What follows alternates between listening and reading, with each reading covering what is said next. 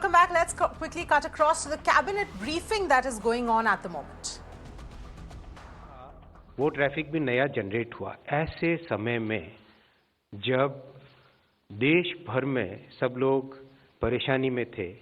उस समय telecom sector के बॉटम ऑफ द पिरामिड जितने एम्प्लॉयज थे, lineman, technicians, route radio surveyors, जितने भी टावर ऑपरेटर्स, कॉल सेंटर में बैठे मेरे साथी भाई और बहन, इन सब ने जो काम किया उस काम के लिए आप सब मिलके प्रधानमंत्री श्री मोदी जी की तरफ से जोरदार एक राउंड ऑफ अप्लॉज करें।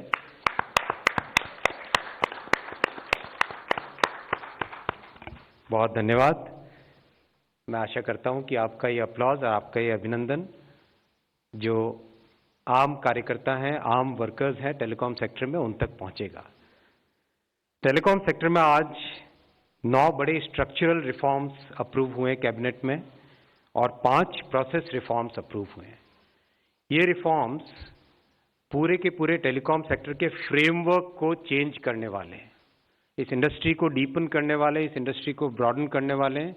नई टेक्नोलॉजी से आप सबकी लाइफ में, हम सबकी लाइफ में जो चेंज आए, एक क्वालिटेटिव चेंज आए, उस क्वालिटेटिव चेंज के लिए मैं सबसे पहले आऊंगा एजीआर। आप सब जानते हैं एडजस्टेड ग्रॉस रेवेन्यू एक बहुत बड़ा कंटेंशियस मुद्दा रहा है, कई वर्षों तक हाईली लिटिगेटेड मुद्दा रहा है। इस मुद्दे पे प्रधानमंत्री जी ने आज एक बोल्ड डिसीजन लिया है और एजीआर की डेफिनेशन को रैशनलाइज करने का फैसला आज किया गया है। जितना नॉन टेलीकॉम रेवेन्यू है वो एजीआर से निकाला जाएगा।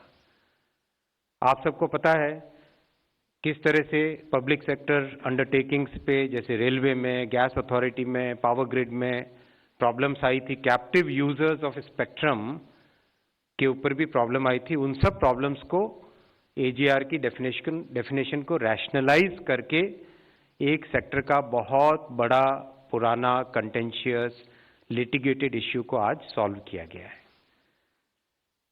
दूसरा बड़ा स्ट्रक्चरल रिफॉर्म किया गया है। जितना लाइसेंस फी हो, स्पेक्ट्रम यूजर चार्जेस हो, जितने भी तरह के चार्जेस थे, उन चार्जेस के पेमेंट पे एक हैवी इंटरेस्ट और पेनल्टी और इंटरेस्ट ऑन पेनल्टी की रेजीम थी। इस रेजीम में सेक्टर में जो इंडस्ट्री के पार्टिसिपेंट्स हैं उनके ऊपर एक बहुत अनड्यू बर्डन पड़ जाता था। तो आज इसको एकदम रैशनलाइज किया गया है। जो मंथली कंपाउंडिंग होती थी इंटरेस्ट की, उसकी जगह एनुअल कंपाउंडिंग होगी। इंटरेस्ट रेट एक बहुत ही रीजनेबल एमसीएलआर प्लस 2% की इंटरेस्ट रेट अप्रूव की गई है, प्लस पेनल्टी को पूरी तरह से खत्म कर दिया गया है। इस सब से, इन दोनों फैसलों से टेलीकॉम सेक्टर में बहुत बड़े इन्वेस्टमेंट के मार्ग प्रशस्त होंगे। और आप सब समझते हैं इन्वेस्टमेंट का मतलब होता है एम्प्लॉयमेंट। तो जितना इन्वेस्टमेंट आएगा उतना ही एम्प्लॉयमेंट देश में बढ़ेगा। स्पेक्ट्रम का आप सब जानते हैं कितना महत्व है, कितनी बड़ी ये नेचुरल रिसोर्स है। तो अब से एक स्ट्रक्चर में चेंज किया गया कि अब से जो फ्यूचर में ऑक्शंस होंगे उसमें 20 साल के बजाय 30 साल के स्पेक्ट्रम का ड्यूरेशन रहेगा, पहला। दूसरा, स्पेक्ट्रम किसी ने लिया, बिजनेस कंडीशंस चेंज हुई, टेक्नोलॉजी चेंज हुई, तो उस केस में 10 साल के लॉक इन पीरियड के बाद में after paying a defined surrender amount, surrender charge, spectrum can also be surrendered. So this is a big flexibility given to the industry. साथ ही साथ इतनी प्रेशियस रिसोर्स जो कि स्पेक्ट्रम जैसी रिसोर्स है, उसकी शेयरिंग पे कोई बंधन न हो। उस पे जो छोटी मोटी कॉम्प्लेक्सिटीज थी, 0.5% एसयूसी अधिक लग जाता था, फिर डिस्प्यूट रहता था कि किस पे लगेगा, पूरे की पूरी स्पेक्ट्रम पे लगेगा या उसी बैंड पे लगेगा, उन सबको एकदम सिंप्लीफाई कर दिया गया है और स्पेक्ट्रम शेयरिंग पूरी तरह से अलाउ कर दी गई है, पूरी तरह से फ्री कर दी गई है।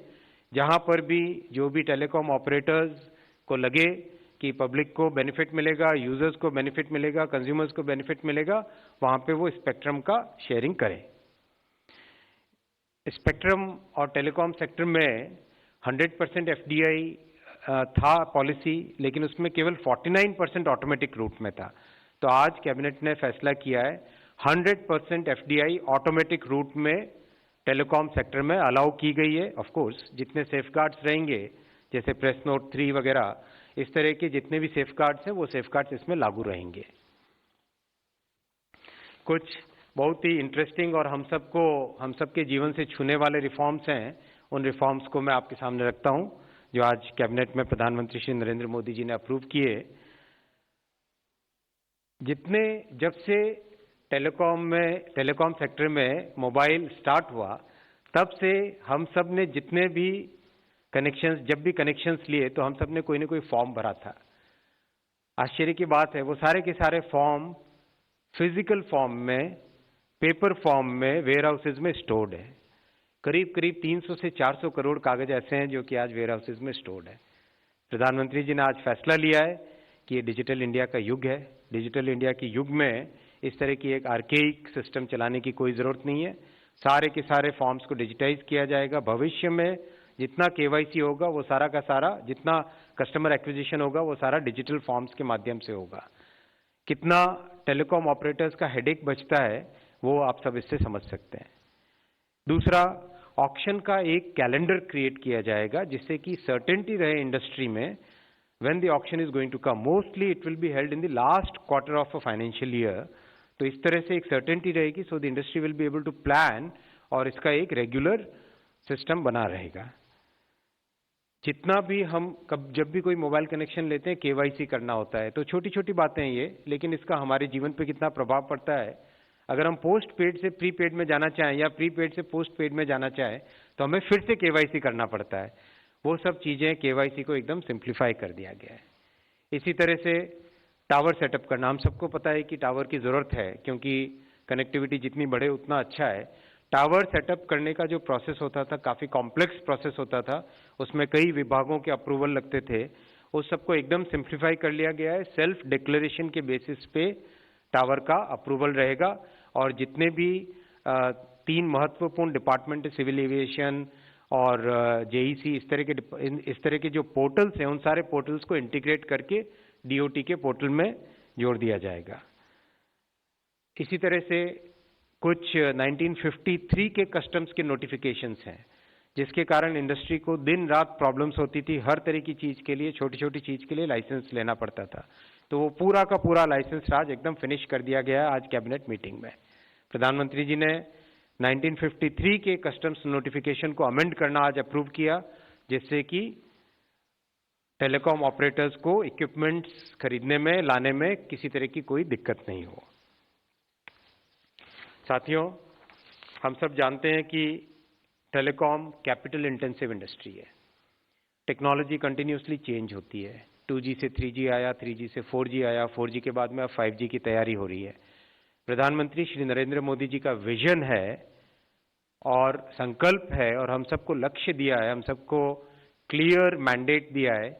4G और 5G का कोर नेटवर्क टेक्नोलॉजी और रेडियो एक्सेस नेटवर्क टेक्नोलॉजी, इस पूरी टेक्नोलॉजी को भारत में डिजाइन किया जाएगा, भारत में मैन्युफैक्चर किया जाएगा और आगामी महीनों में BSNL हो और दूसरे नेटवर्क्स हो, इन सब में भारत की टेक्नोलॉजी को डिप्लॉय किया जाएगा। और न केवल भारत में डिप्लॉय किया जाएगा, इस टेक्नोलॉजी को वर्ल्ड क्लास बना के इसको एक्सपोर्ट करें। जैसे आज हम दुनिया भर से 4G और 3G और 2G की टेक्नोलॉजी इंपोर्ट करते हैं, उसी तरह से हम भारत से उसको एक्सपोर्ट करें। वो विजन हम लोगों के सामने है, उस पर हम सब काम कर रहे हैं। आज उसी परिप्रेक्ष्य में कंपटीशन इंडस्ट्री में कैसे रहे, इंडस्ट्री में एक रोबस्ट हेल्दी कंपटीशन रहे और जो कैपिटल इन्वेस्टमेंट की साइकिल है, इस इन्वेस्टमेंट की साइकिल को फैसिलिटेट किया जाए, बैलेंस शीट्स को डी स्ट्रेस किया जाए इंडस्ट्री की, उसके लिए एक महत्वपूर्ण फैसला और लिया गया है कि टेलीकॉम सेक्टर में अभी जितने ड्यूज हैं टेलीकॉम सर्विस प्रोवाइडर्स के, उनके लिए 4 साल का मॉरेटोरियम अप्रूव हुआ है। इस 4 साल के मॉरेटोरियम में एक बहुत महत्वपूर्ण बात है कि सरकार के रेवेन्यू को बचाना भी जरूरी है। तो मोरेटोरियम जो भी अवेल करेंगे उनको एक इंटरेस्ट देना पड़ेगा मोरेटोरियम वाले अमाउंट पे, विच इज MCLR प्लस 2%। इस इंटरेस्ट के साथ मोरेटोरियम अप्रूव हुआ है। इससे इंडस्ट्री में जो स्ट्रेस है, जो कैश फ्लो सिचुएशन का इश्यू है, वो इंडस्ट्री में आज खत्म हो जाएगा इस फैसले से। और सबसे बड़ी बात, बैंक्स की बैलेंस शीट में जो एक्सपोजर था बैंक गारंटीज का प्लस टेलीकॉम सेक्टर से रिलेटेड, वो एक्सपोजर सिग्निफिकेंटली रिड्यूस हो जाएगा, सिग्निफिकेंटली डिस्ट्रेस हो जाएगा। तो banking sector plus telecom sector, इन दोनों में आज एक बैलेंस शीट का इंप्रूवमेंट आएगा, कैश फ्लो का इंप्रूवमेंट आएगा, जो कि कैश फ्लो फिर 5G और 2G से 4G के अपग्रेडेशन के लिए डिप्लॉय किया जा सकता है। साथियों, मोदी जी की सरकार अंत्योदय की सरकार है। हमारा हमेशा एम रहता है कि जो मार्जिनलाइज्ड सेक्शंस ऑफ सोसाइटी हैं, जो वंचित क्षेत्र हैं, जो फॉरेस्टेड एरियाज हैं, आदिवासी बहुल क्षेत्र हैं, उन सब क्षेत्रों में किस तरह से यूनिवर्सल इंटरनेट एक्सेस रहे। हम सब जानते हैं आज टेलीकॉम सेक्टर की इतनी इंपॉर्टेंस है कि आम आदमी कई बार बोलता है कि हमें नेटवर्क ज़्यादा ज़रूरी है, बाकी कोई चीज़ की इतनी ज़रूरत नहीं जितनी नेटवर्क की ज़रूरत है, जहाँ पर भी आप फील्ड में जाएं। तो ये जो रिफॉर्म्स आज प्रधानमंत्री जी ने अपने विजन से अप्रूव किए हैं, उन सब से टेलीकॉम सेक्टर में एक रोबस्टनेस आएगी, डायनामिज्म आएगा, नया इन्वेस्टमेंट आएगा, नए इन्वेस्टमेंट के साथ में एम्प्लॉयमेंट प्रोटेक्ट होगा। और ये रिफॉर्म्स की प्रक्रिया टेलीकॉम सेक्टर के लिए आज एक मील का पत्थर साबित होगी। धन्यवाद। Thank you, sir. Thank you. Wait. We'll take questions related to cabinet decisions only. Okay, 56. Sir नमस्कार, मैं लक्ष्मण हूँ CNBC आवाज़ से। मेरा सवाल एक अश्विनी वैष्णव जी से है कि जो डिसीजन लिए गए हैं वो डिसीजन क्या रेट्रोस्पेक्टिव भी लागू होंगे, जो कई सारे मामले में पिछली तारीख से लागू होने की भी गुंजाइश बनती है, और इसका कोई फाइनेंशियल इम्प्लीकेशन आपके मंत्रालय ने तय किया है क्या? एक सवाल अनुराग सिंह ठाकुर जी से होगा कि PLI ऑटो सेक्टर के लिए सरकार ने पहले अनाउंस किया था वो करीब 56,000 करोड़ रुपए के आसपास था, अभी आपने सिर्फ 26,000 करोड़ किया है। इस घटाने के पीछे क्या मकसद है? सारे के सारे रिफॉर्म्स, सारे फाइनेंशियल डिसीजंस प्रोस्पेक्टिव इफेक्ट से है, कुछ भी रेट्रोस्पेक्टिव इफेक्ट से नहीं है।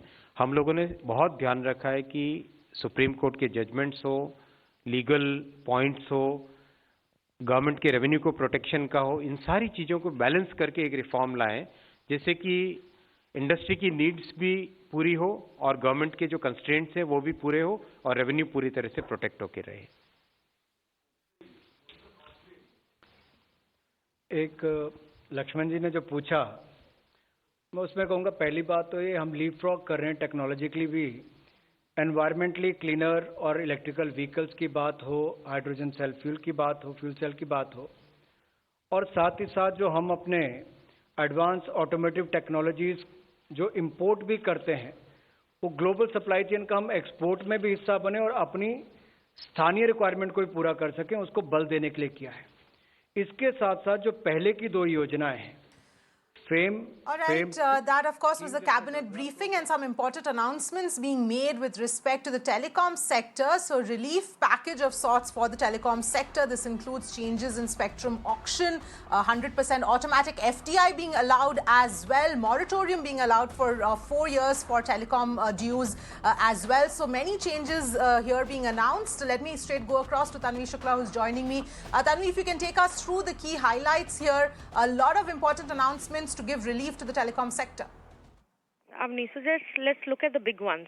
Firstly, they've said that there is a 4-year moratorium on the AGR payment. Now, the adjusted gross revenues is something that telecom companies pay to the government as a percentage of what they make on an annual basis. And this has been the biggest financial burden on the telecom companies, which is what is adding to the stress and creating the stress rather in the telecom sector. So the government is saying, okay, we'll give you relief for 4 years where you don't have to make these payments, but there is a condition applied there that you will have to pay an interest on it.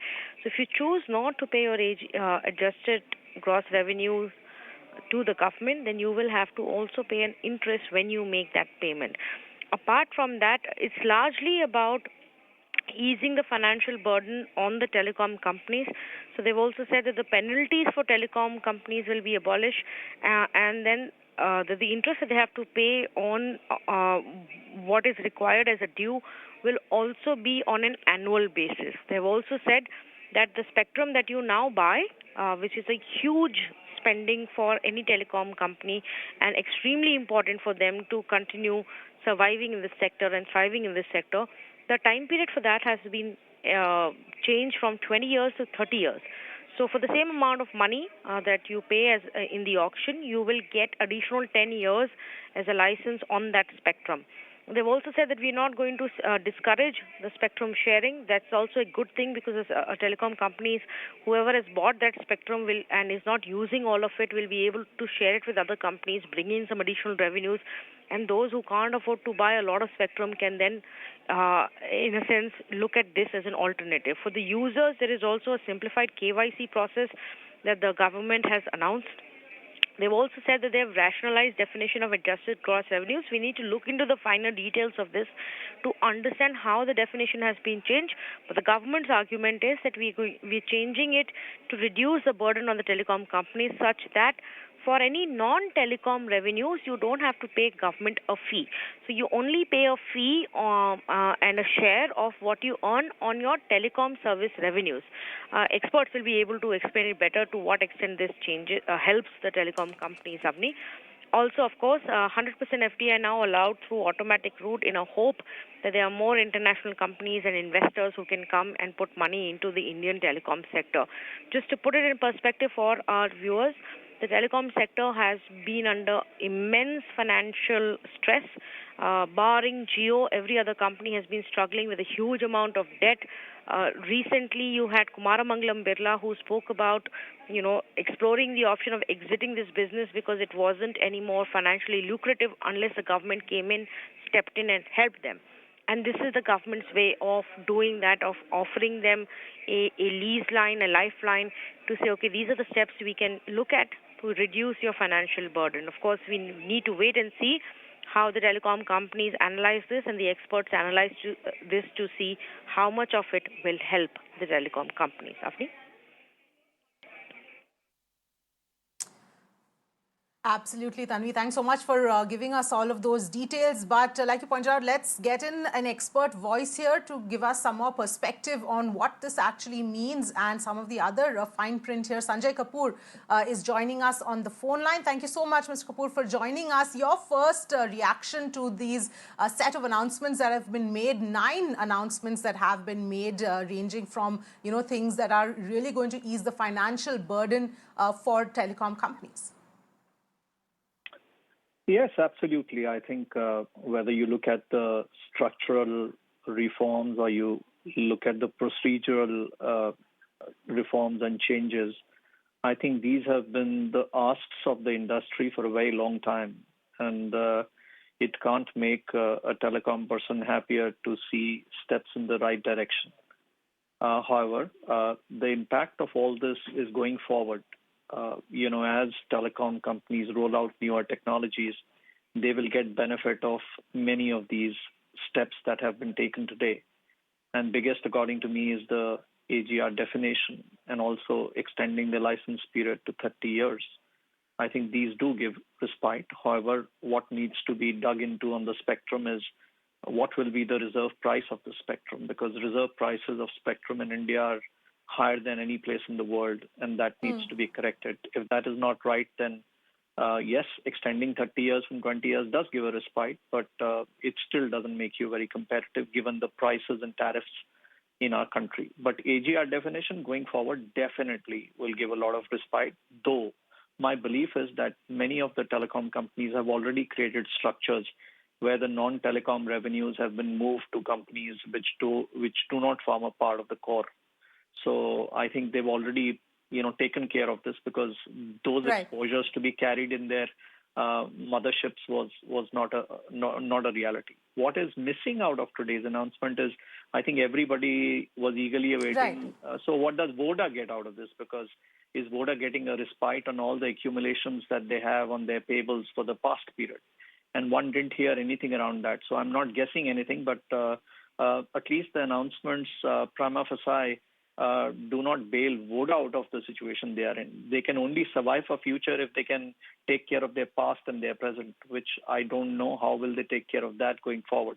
So I think even after this announcement, the risk of slipping into a duopoly cannot be ruled out till there is clarity on the past.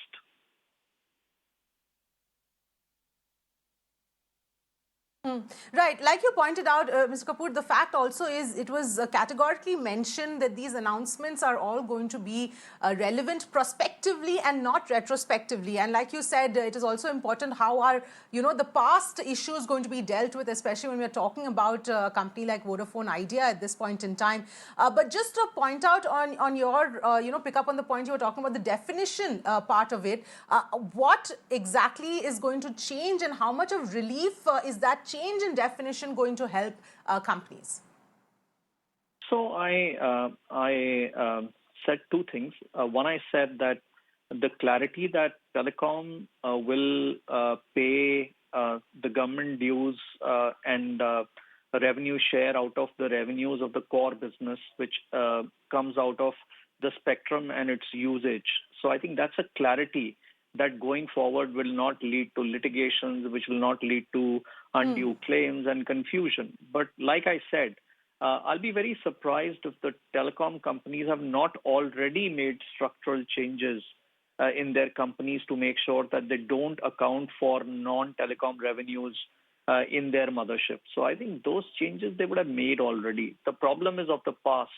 For the present and for the future, I think they have taken care. But nevertheless, I mean, providing this sort of a clarity just takes away the ambiguity from the whole scenario, and it's definitely a positive move for the industry going forward. Absolutely. Sanjay Kapoor, thank you so much for joining us with that quick perspective on all of these changes and reforms that have been announced for the telecom sector. So essentially, it's not really a bailout of any kind, but it is relief. It is providing financial relief to ease the financial burden on a lot of the telecom companies at this point in time. We'll, of course, continue to break it down and understand the impact of this. But for now, we'll slip into a very quick break. Be back with more.